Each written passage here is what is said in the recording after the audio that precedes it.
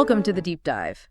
Today, we're diving into a really potent passage, Romans 13, specifically verses 8 to 14. Mm-hmm. Potent is a good word for it. Yeah, our mission here is to unpack two big ideas that are tightly linked.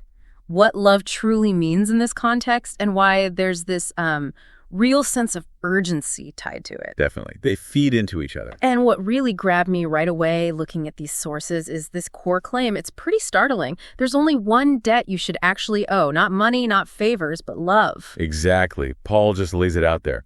Owe no one anything except to love each other. That's the foundation. So he's saying love isn't just a nice idea, it's an obligation. Precisely.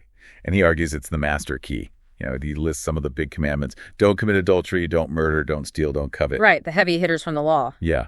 And then he says, look, all of these and any other command, really, they're all summed up in this one thing. You shall love your neighbor as yourself. So it's like a unifying principle. It absolutely is. He hammers it home in verse 10. Love does no wrong to a neighbor. Therefore, love is the fulfilling of the law. It's the ultimate test, in a way. Yeah. If you're acting out of this love, you won't be doing those harmful things. Okay, that makes sense as a principle. But love, that word gets used in, well, a million different ways today, doesn't it? Yeah, Often it's about feelings or, personal fulfillment, maybe even desire. How does the source material define it? Is it the same thing? That's a crucial distinction the sources make. Paul doesn't talk about just any feeling we might label love. The sources emphasize that this love, it clearly comes from God's standard, not from human desires or aiming for self-gratification.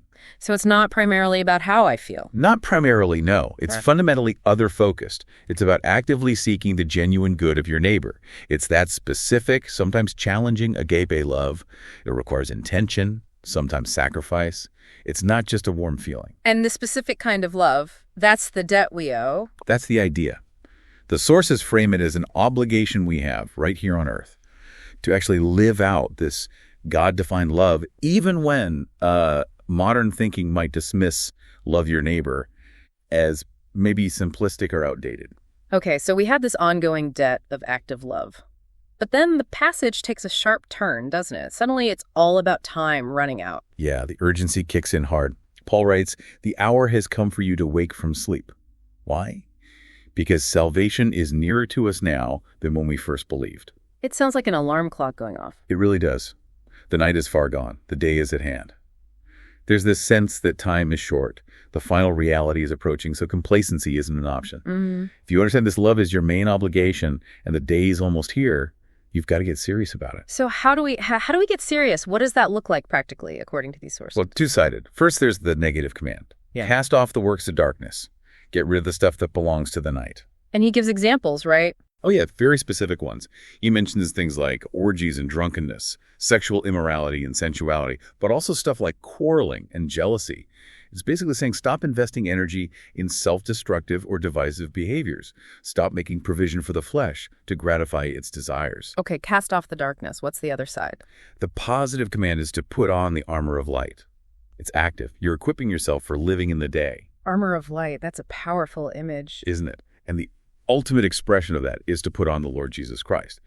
It's more than just behavior adjustment. It's about clothing yourself in his character, letting his nature shape your choices, your reactions, your priorities, resisting those darker impulses. So living with urgency means living out this specific active divine love. It means pushing past inconvenience to actually love people and consciously shedding the drama, the selfishness, the spiritual sleepiness. That sums it up well. The urgency fuels the love, and the love gives substance to the urgency. They work together. So, for you listening, maybe the question this deep dive leaves us with is this.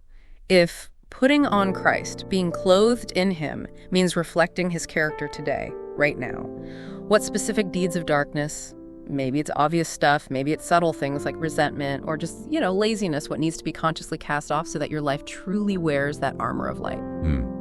That's really the challenge, isn't it? Acknowledging that debt of love means taking action now in the light of the coming day.